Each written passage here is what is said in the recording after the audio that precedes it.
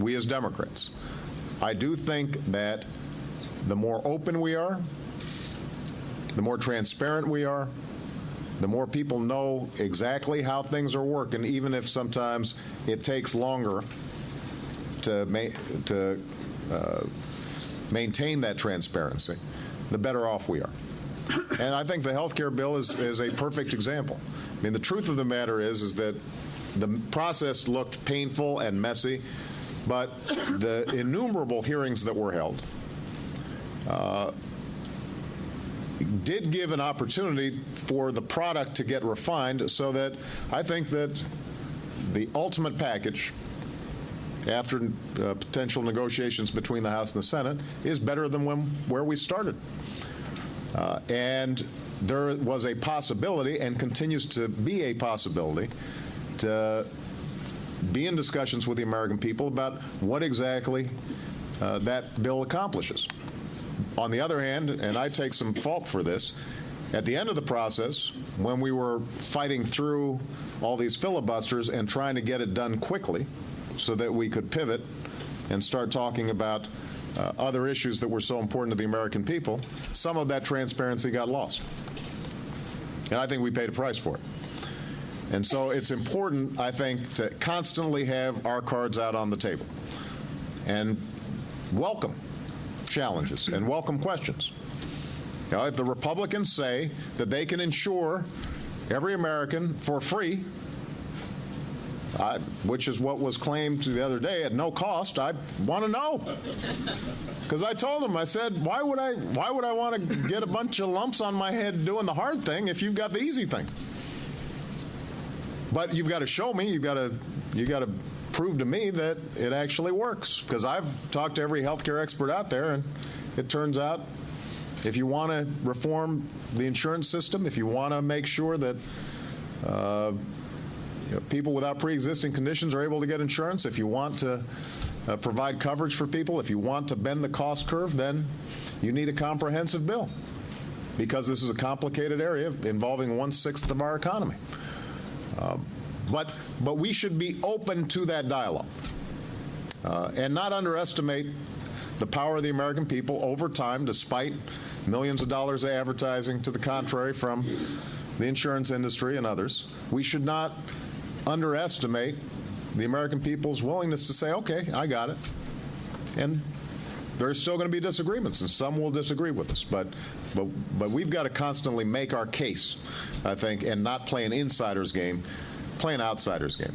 Last point I would make about this, you know what I think would actually make a difference, Michael? I think if everybody here, excuse all the members of the press who are here, if everybody here turned off your CNN, your Fox, just turn off the TV, MSNBC, blogs, and just go talk to folks out there instead of being in this echo chamber where the topic is constantly politics.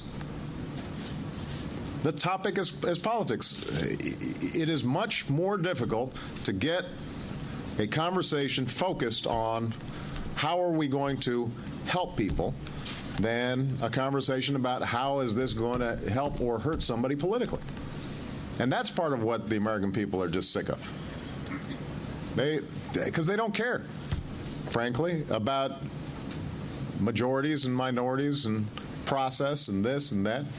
They just want to know, are you delivering for me? And we've got to, I think, get out of the echo chamber. That was a mistake that I think I made last year, was just not getting out of here enough. And it's helpful when you do. All right? Because they don't care, frankly, about majorities and minorities and process and this and that. They just want to know, are you delivering for me? And we've got to, I think, get out of the echo chamber. That was a mistake that I think I made last year, was just not getting out of here enough. And it's helpful when you do. All right. Mr. President, you've told me, suggested Don't pay attention to the blogs. Don't listen to talk radio. Don't President watch Obama TV. encouraging all the lawmakers in that room, all the senators, to turn us off. Don't pay attention to the echo chamber. But we're going to use our authority to be able to essentially turn off the president's feed for now. We're still going to monitor it, and we're going to keep a close watch on the questions that Senate Democrats. It's like having a digital. But again, for the second time in the last 15 minutes, another emphatic expression by the president about health care and the need to get a complicated bill done because it is a complex process. Join us again, Democratic strategist Karen Finney and Republican strategist Matt Welch. Matt, I'll start with you. What did you make of it? And again, the overall message, the president is putting his cards on the table, essentially saying to his caucus, we have to get it done. We cannot do it piecemeal as far as health care is. Seventh generation Arkansas family. My dad was a good Democrat, and he was a great Arkansan, and he was very typical of Arkansans in that he was very independent-minded, as am I, and as are most of my constituents. And he used to tell me early on when I ran for Congress, he said, it's really results that count. And as I look at what's going on in my state and among my constituents, I visited with a constituent yesterday, good Democrat, small business owner, who was extremely frustrated because there was a lack of certainty and predictability from his government for him to be able to run his businesses. He and his father have worked hard. They've built three or four different small businesses.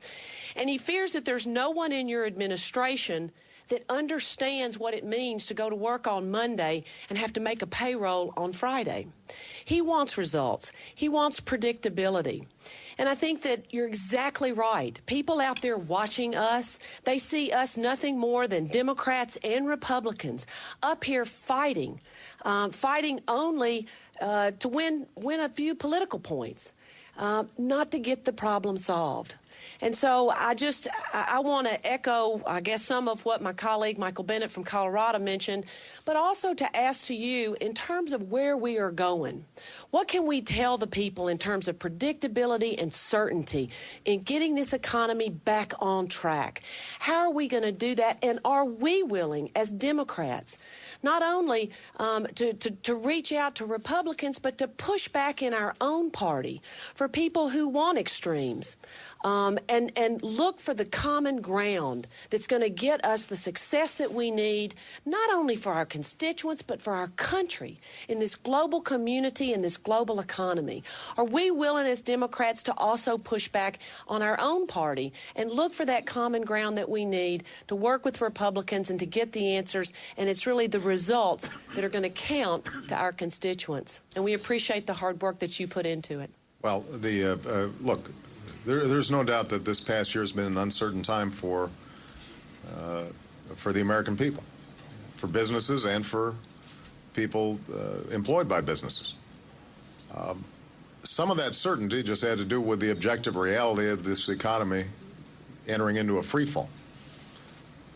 And so let's remind ourselves that if you've got an economy suddenly contracting by 6%, or a loss of trillions of dollars of wealth basically in the blink of an eye, or home values descending by 20%, that's going to create a whole lot of uncertainty out there in the business environment and among families. And part of what we've done over the course of this year is to put a floor under people's feet. That's what the Recovery Act did. That's what the interventions in the financial markets did. It broke the back of the recession, stabilized the markets. Nobody's talking about a market meltdown at this point. And people haven't recovered all that they had lost in their 401ks, but they're feeling a little better when they open that envelope now than they did 6 months ago. State budgets were in free fall. That was stabilized. States are still going through incredible pain, but they did not have to lay off teachers and firefighters and cops at the levels that they would have had to otherwise lay them off. That provided some stability and some certainty. So the steps you've taken as a Congress, the steps we've taken as administration, have helped to stabilize things. Now, moving forward, Blanche, what you're going to hear from some folks